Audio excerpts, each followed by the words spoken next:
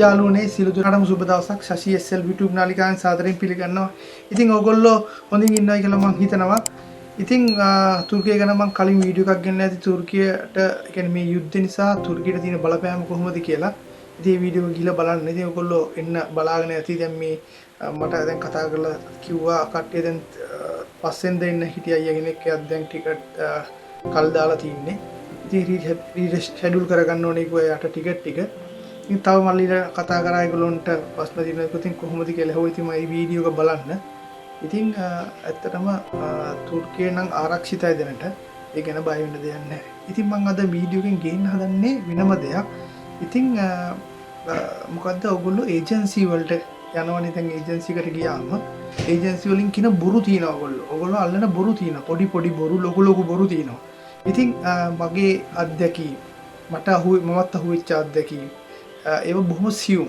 හරි ඒ වගේම මගේ යාළුවන්ගේ හිතවතුන්ට වෙච්ච අකරතැබ්බ ඒගොල්ලන්ට වෙච්ච කියපු බොරු ගැන මේ වීඩියෝ එකදී ඔයගොල්ලෝ කියනවා. අනිවාර්යෙන් මේක ස්කිප් නොකර බලන්න.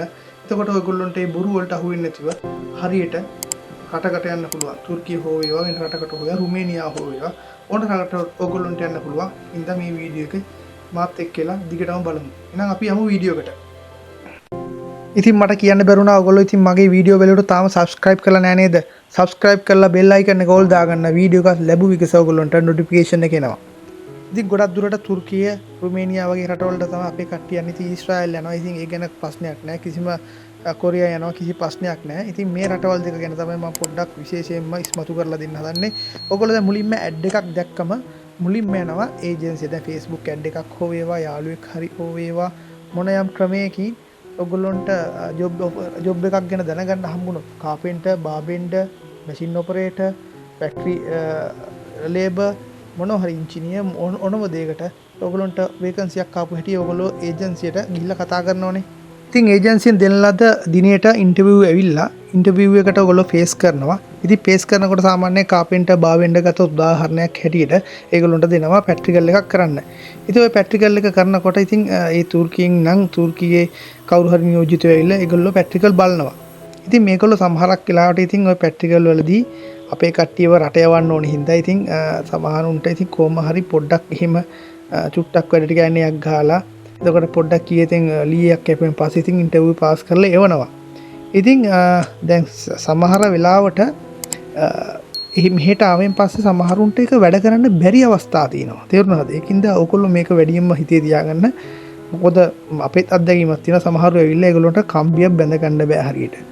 කම්බියක් ගැට ගහ ගන්න බෑ බොහොම අමාරුයි. ඉතින් මං කියන්නේ ඒජන්සි වලින් ඉල්ලන්නේ ඒ වගේ කට්ටිය එවන්න එපා. එක්ක ඔයගොල්ලෝ ට්‍රේනින් එකක් දීලා හරියට පුරුදු කරලා ඉන්ටර්විව් එකට ඉස්සෙල්ලා දවස් ගානකට හරි ට්‍රේනින් එකකට කොහෙට හරි දීලා යවලා ඒගොල්ලොන්ව මේ ෆෝම් කරලා ප්‍රැක්ටිකල් එකට මුහුණ දෙන විදිහට හදන්න. මොකද මෙහෙට ඇවිල්ලා පුරුදු වෙන්න බෑනේ. මොකද නැත්තම් මේ මිනිස්සු ඉස්සරහා ලැජ්ජාවටපත් වෙන්න වෙනවා. මෙහෙ වැඩ කරන මිනිස්සු. ඒකයි. ඒකෙන් තමයි ඒජන්සි වලට කියනවා කරුණා කරලා හරියට හරි මිනිස්සු ටිකක් එවන්න. අනිත් එක වැඩ කරන්න පුළුවන් මිනිස්සු ටිකක් එවන්න. මෙහෙට එවනවනම් නිකන් මල කඳවල් වගේ නිකන් අර වැඩ කරන්න බැරි. ඊතලට ඔරොත්තු දෙන්න බැරි, රස්නෙට ඔරොත්තු දෙන්න බැරි කට්ටිය නම් එවන්න එපා. ඕගොල්ලෝ සල්ලි ගන්නවා තමයි. සල්ලි වලට පෙරේතකමට ඕගොල්ලෝ ඕන කෙනෙක් එවනවා. ඉතින් එහෙම කරන්න එපා. අපේ ලංකාවේ ලැජ්ජාවටපත් වෙනවා අපි. මිනිස්සු ලැජ්ජාවටපත් වෙනවා. ඒකින්ද සල්ලි වලට හැමදේම කරන්න එපා කියලා මම මුලින්ම ඉල්ලා සිටිනවා. ඉතින් ඔයගොල්ලන්ට මූලික වැටුප තමයි වැදගත් වෙන්නේ. කියන්නේ සුද්ධ වැටුප. ඔයගොල්ලන්ට කියන ඩොලර් 1000යි, ලීරා මෙච්චරයි, ලීරා 33000යි එහෙම කියනවා. ඉතින් ඒක ඔයගොල්ලන්ට අනිවාර්යෙන් අතට ලැබෙන්න ඕන ගාන වෙන්න ඕනේ. ඉතින් ඒක අනිවාර්යෙන් කතා කරලා ඒජන්සියට කියලා කන්ෆර්ම් කරගන්න ඕනේ. ඉතින් තාපස්නයක් තමයි ඉතින් ලීරා එක වෙනස් වෙ හැකි කියලා මේගොල්ලෝ යටින් දානවා. තේරෙන 33000 කියලා එක වෙනස් වෙන්න බෑ. ඒක කපටි කමට එක දාන්න ඉතින් දන්නවා. ඉතින් ඒක දාන්න ඕනේ. ඉතින් ඇත්තටම ඒක නොදත් බෑ. ඉතින් ඔයගොල්ලෝ එකත් එක බලන්න පොඩ්ඩක්. එතකොට මේකේ ඉන්න චුට්ට අඩු වෙනවා. දැන් අද වෙද්දි 7.6යි. එතකොට ලීරා එකක් රුපියල්. ඉතින් ඒ වගේ ඔයගොල්ලෝ ගණන් හදලා බලලා ඉන්නේ. ඉතින් ඔයගොල්ලෝ වැය කරන ගාන එක්ක ඔයගොල්ලන්ට මෙහෙට ඇවිල්ලා ගේමක් ගහගන්න පුළුවන්. ගණන් බිමි හදලා බලන්න. දැන් කියමු උදාහරණයකට 33000ක් හම්බෙනවා කියලා 33000ක් හම්බෙනවා ලීරා. එතකොට ඒගොල්ලෝ ඇග්‍රීමන්ට් එකේ තියෙන්න ඕනේ 33000 කියලා net එකේ. net salary එක. එතකොට මොකද ඒ වගේ VAT එක්කම කැපිලා තමයි තියෙන්නේ. මෙහෙට තියෙන tax VAT එක්කම කැපිලා තමයි ඒ ගාන එන්නේ. හරි. එතකොට කවුරු හරි කියනවා නම් ඕගොල්ලෝගෙන් පොඩි චූටි ගාණක් ටැක්ස් එක කියලා කැපෙනවයි කියලා ඒක හරි වැට් එක කියලා එහෙම විශ්වාස කරන්න එපා. මොකද වැට් එක සාමාන්‍යයෙන් 15% ඉඳන් තුර්කිය ගහනවා. අඩුම 15% ඉඳන් ඒක සැලරි රේන්ජ් එකත් එක්ක ඒක වැඩි වෙනවා 140 දක්වා. ඒකින්ද ඒක හරියට කන්ෆර්ම් කරගන්න අතට හම්බෙන ගාන මොකක්ද කියලා මහත්වෝ අපට කියන්න ඒජන්සි මහත්තුරුන්ට අපට අතට හම්බෙන ගාන කියන්න එච්චරයි. ඊට පස්සේ ඔයගොල්ලන්ට දැන් ඔයගොල්ලන්ට කියනවනේ මෙච්චර ගාණක් ඕනේ කියලා. ඒ කියන්නේ දැන් තුර්කියට එන්න ලක්ෂ 8මාර. ඒකට 8මාර කියන එක හරියටම කතා කරලා ඔයගොල්ලෝ බලන්න මොකද මේගොල්ලන්ට වංගු ගහන්න දෙන්න බෑ. 8මාර ඇතුළත තියෙන්නේ මොනවද කියලා බලන්න. ඉතින් මේක 8මාර ගෙනක ඔයගොල්ලෝ SL BFE කියන එකට කියන්නේ රාජ්‍ය මොකද්ද විදේශ සේවා නියුක්ත කාර්යාලය තියෙන්නේ. ඒකට කතා කරලා අහන්න නැත්නම් තුර්කියට යවන්න කීයක් යනවද කියලා ඔයගොල්ලන්ට අහලා දැනගන්න පුළුවන්. ඒ රාජ්‍ය අනුමත ගාස්තු වලින් පිට තියෙනවා නම් ඔයගොල්ලන්ට කම්ප්ලේන්ට් කරන්නත් පුළුවන්. ඉතින් ඔයගොල්ලෝගේ හිතවල් හදන සුරංගනා කතා කියනවා. ඉතින් කියනවා මේ 8මාරයි. ඉතින් ඒක ඇතුළත කම්පැනි ගාන එයා ටිකට් එක දුන්නොත් ඔයගොල්ලෝගේ මුදලෙන් අඩු වෙනවා කියලා තමයි කියන්නේ. එතකොට ඊට වඩා 7මාරක් වේවි. එහෙමත් කතා කියනවා. හරි නැත්නම් 8මාර තමයි ගාන එහෙම හිතේ තියාගන්න කියලා නිකන් අර අපිට පොඩි සුරංගනා කතාවකුත් කියනවා. ඒක මටත් වෙලා තියෙනවා. හරි. ඊට අමතරව ඊට පස්සේ ඔයගොල්ලන්ට කියනවා මේ වීසා එකට මෙච්චරක් ඕනේ කියලා. අපි දුන්න 67000ක් 70000ක් එහෙම තියෙන වීසා එකට වෙනම. එතකොට වීසා එකට වෙනම. හරිද? ඊට පස්සේ ඔයගොල්ලෝ පොලිස් රිපෝට් එකකටත් ඔයගොල්ලෝගේ අතින් යන්නේ. මතක තියාගන්න. හරිද? ඊළඟට ඔයගොල්ලොන්ට මෙඩිකල් එකක් කරන්න මෙඩිකල් එක කරන්නේ ඔයගොල්ලෝගේ අතින්. ඒ කියන්නේ ඒකට 20000ක් නම් 20000ක්. ඉතින් සාමාන්‍ය මෙඩිකල් එකත් උනත් කරනකොට ඉතින් ඒජන්සි වලට ගාණ යනවා. හරි? ඉතින් ඒකින්ද ඒගොල්ලෝ සාමාන්‍ය 15000ක් ගිය 5000ක් හරි යනවා ඇති. ඔක තමයි සාමාන්‍ය සිද්ධිය. ඉතින් ඒක නවත්තන්න බෑ අපට. පොලිස් රිපෝට් එකත් ඔයගොල්ලෝ දානවා 4500ක් වගේ මම හිතන්නේ යන්නේ. ඉතින් ඔය ටික අරකට 8මාරට පිටත ඔයගොල්ලන්ට අනිවාර්යෙන් යනවා. හරි? ඒකින්ද ඒව ගැන හරියටම ඒජන්සි වලින් කතා කරලා අහගන්න. ඒකට වංගු ගහලා එක එකව කියන්න පුළුවන්. හරි? ඔය ඉන්ෂුරන්ස් කට්ටිය වගේ තමයි මේගොල්ලෝ පොඩි පොඩි වංගු ගහනවා. දන්නවනේ ඉතින්.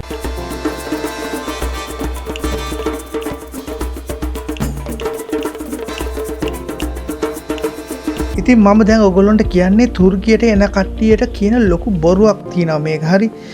මේක ගැන හොඳට සැලකිලිමත් වෙන්න. මොකද ඔයගොල්ලෝ 8මාරක් දීලා 8මාර කියන 10ක් යනවනේ ඔකට. 10ක් දීලා මෙහෙට එනකොට අවුරුදු 2ක්වත් අඩුම ඉන්න ඕනේනේ. ඒක කවර් කරගන්න.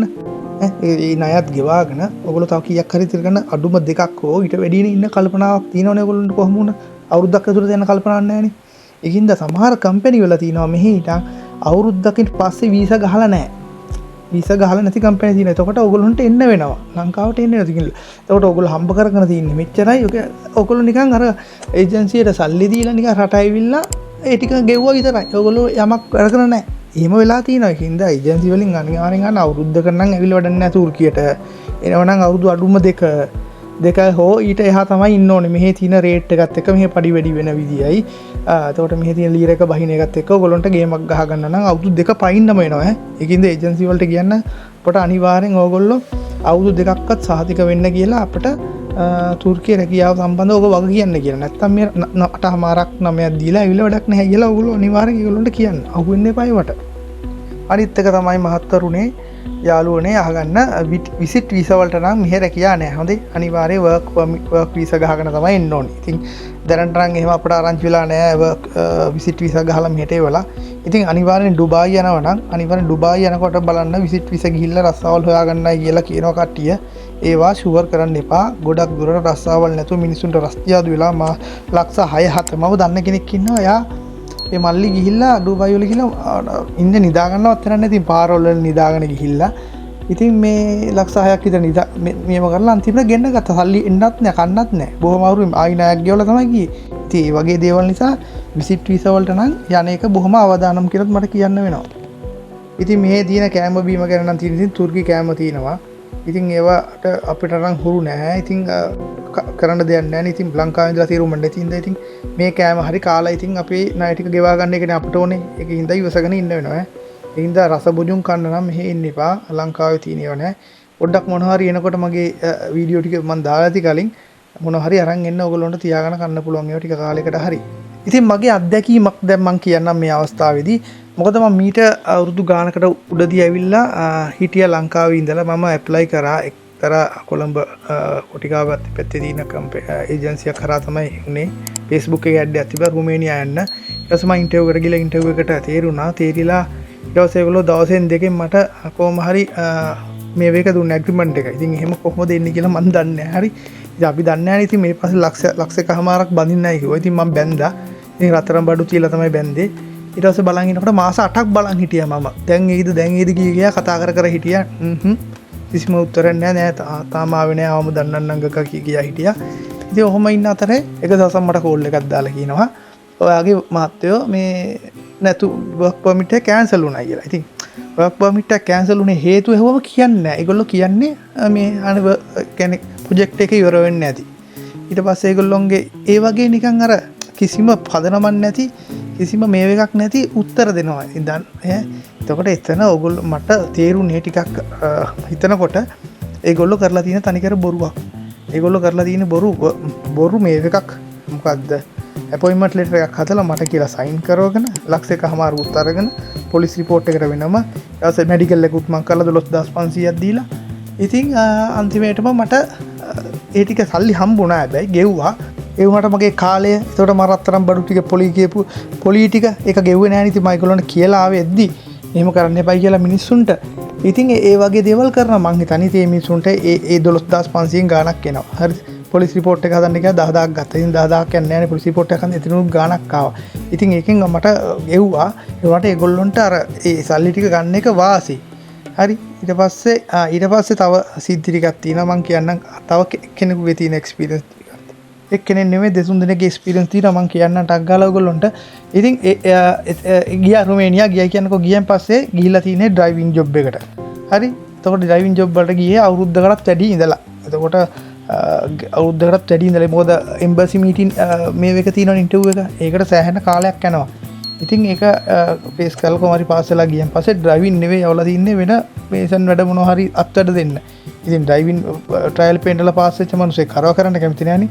ඉතින් කොහොම හරි මේ මිනිස්සයා කොහොම හරි ගේම ඉල්ලලා ඇවිල්ලා ලංකාවට ඇවිල්ලා සල්ලිත් අරන් කියලා තමයි ආරංචියක් තින්නේ.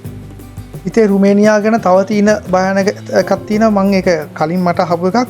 ඒගොල්ලෝ මේසන් වැඩ වලට තමයි ගිහිල්ලා තින්නේ. ඉතින් මේසන් වැඩ වලට ගියයින් පස්සේ අන්තිමට දීලා තින්නේ උරු ෆාම් වල වැඩ කරන උරු කොටු වල වැඩ කරන උරුන්ගේ ඒ වස් කරන්න අරෝමියෝ කරන්න. ඉතින් ඒක අප්‍රසන්න වැඩක්. ඉතින් ඒවා පුරුදු මිනිස්සු නෙවෙයිනේ මේසන් වැඩ කරන මොනසෙට මේසන් වැඩේ තියෙන්න ඕනේ. ඉතින් අර රුමේනියා යවන කතන්දරේ තියෙන්නේ ඒගොල්ලෝ යන්නේ කියන එකට නෙවෙයි යවන්නේ.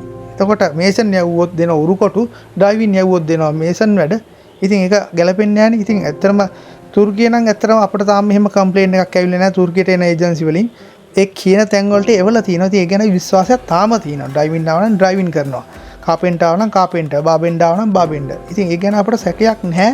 අද වෙන තුරු හැබැයි තාම කම්ප්ලේන්ට් එකක් ඇවිල්ලා නැහැ. ඉස්සරහට ඉතින් කොහොම වෙයිද කියලා කියන්න බෑ. ඒජන්සි වලින් තව කරන බොරු තමයි සමහරක් කරාට දැන් මටත් කිව්ව එක පාරක් දැන් මෙහෙ ලීරනේ ගෙවන්නේ එක පාරක් ඇව්වෙන් පස්සේ ගියා නෑ ඩොලරුත් ගෙවනවායි කියලා. ඩොලර් කියනවා ඕ එහෙම කියලා. ඒක හරියට අඩමාන්ට තමයි කියන්නේ. හරිය උත්තර දෙන්නේ නැහැ හොඳේ. ඔයගොල්ලෝ ප්‍රශ්න ඇහුවට හරි නෑ. ඕ දන්නේ නැද්ද ඇග්‍රීමන්ට් එක කිව්වේ නැද්ද? මොකද ඒජන්සි වල වැඩ කරන කට්ටිය මාස 6න් 6ට වගේ මාරු වෙනවා ඒ ගෑනු ළමයි ටික. ඉතින් ඒක නිසා මේ අද ඉන්න කෙනා නෙවෙයි හෙට ඉන්නේ. ඉතින් ඒක හැටියේ ඉතින් ඒ කිසි ප්‍රමිතියක් නැතුව යන ඒජන්සි තමයි තියෙන්නේ. ලංකාවේ තියෙන හොඳ ඒජන්සි තියෙනවා. ඉතින් ඒව ගණන් ඉතින් හරි පිළිවෙලට ලස්සන්ට යන ඒජන්සි තියෙනවා. ඉතින් එමරල් කියන ඒජන්සිය නම් ඇත්තටම මම දන්න විදිහට ඒක නම්බර් 1 වගේ තියෙන්නේ ලංකාවේ.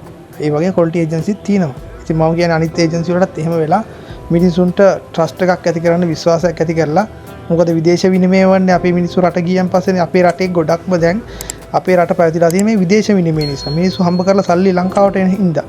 ඉතින් ඒකට ඉඳලා ඒ රට ඕගොල්ලෝ රටේ ඉඳගෙන මිනිස්සු ඒවල කරන දේ හරි දෙයක් කරන්න හොර කරන්න එපා. හරි තව එකක් තියෙනවා න කියන්න ඕනේ මහත් ඔය බම්බල පිටිය දිද්දි මම වැඩ කරද්දි එයා පැත්තේ ඒජන්සියක් තිබුණා. ඒ ඒජන්සිය කොහොම හරි දින ගාණක් තිබුණා. ඔහොමිල මට ආරංචියක් ආවා ටික දවසක් යනකොට මිසින් කියලා. පාස්පෝර්ට් 30ක් එක මිසින්. හරි ඉතින් මේ එහෙම තියෙනවා පොඩි පොඩි ඒජන්සි තියෙනවා. ඉතින් ඔයගොල්ලෝ අනිවාර්යෙන් බලන්න විදේශ සේවා නියුක්තිකාරයන්ගෙන් ලියාපදිංචි වෙලාද කියලා. ඒ අංකේ ඒගොල්ලෝගේ තියනවද කියලා කල්ලිකුත් වෙන්න තියනවද කියලා. හොයලා බලන්න. ඒගොල්ලෝ රටේ ආවපු අය ගැන හොයලා බලන්න. හොයලා බලන්න තු නිකන් ආවට ගියාට සල්ලි දෙන්න යන්න එපා. ඒජන්සි වලට ඇග්‍රීමන්ට් එක යනකම් සල්ලි දෙන්න යන්න එපා. අපි හිතමු ලක්ෂයක් දුන්නා කියලා ඉතිරි ටික දෙන්න එපා. ඉතිරි ටික එනවනම් වීසා වලට ගහලා වීසා ගෙවුවෙන් පස්සේ වීසා එක වැදුනෙන් පස්සේ ඉතිරි සල්ලි දෙන්න. හරි ඇතු සල්ලි දීලා නිකන් මිනිස්සු ඔයගොල්ලෝ නිකන් මෝඩ වෙන්න එපා. අපරාධ ඔයගොල්ලෝ හම්බ කරන අයට අරගෙන සමහරු එන්නේ. ඉතින් මොකද දුක් මානසික හම්බ ගන්න සල්ලි නාස්ති කරගන්න එපා. නිකන් ඒජන්සි කාර්යොන්ට දෙන්න එපා කියලා මම ඔයගොල්ලෝගෙන් ඉල්ලා සිටිනවා. තව දෙයක් තියෙනවා කියන්න ඕනේ. ඊශ්‍රායල් යන කට්ටියත් එහෙම කරලා තියෙනවා. ප්‍රයිවට් ආයතන යවනවානේ සමහරු ලක්ෂ 30 40 අරගෙන. ඉතින් සමහරුන්ගේ මට ආරංචියක් ආවා තව එහෙම කීප දෙනෙක්ගේ පාස්පෝර්ට් අරගෙන එකපාරට අතුරුදහන් වෙලා. ඉතින් එහෙම වෙනවා සල්ලි අරගෙන පාස්පෝර්ට් අරගෙන එකපාරට අතුරුදහන් වෙනවා. ඉතින් බොහොම පරිස්සමෙන් කරන දෙයක්. විශ්වාසවන්ත ඒජන්සියක්ම හොයාගෙන අනිවාර්යෙන් රට යන්න. අවුෙන්න එපා ඔයගොල්ලෝ. ගොඩක් මේ හොරු ඉන්නවා. ඒකයි හොඳේ මේ කියන්නේ.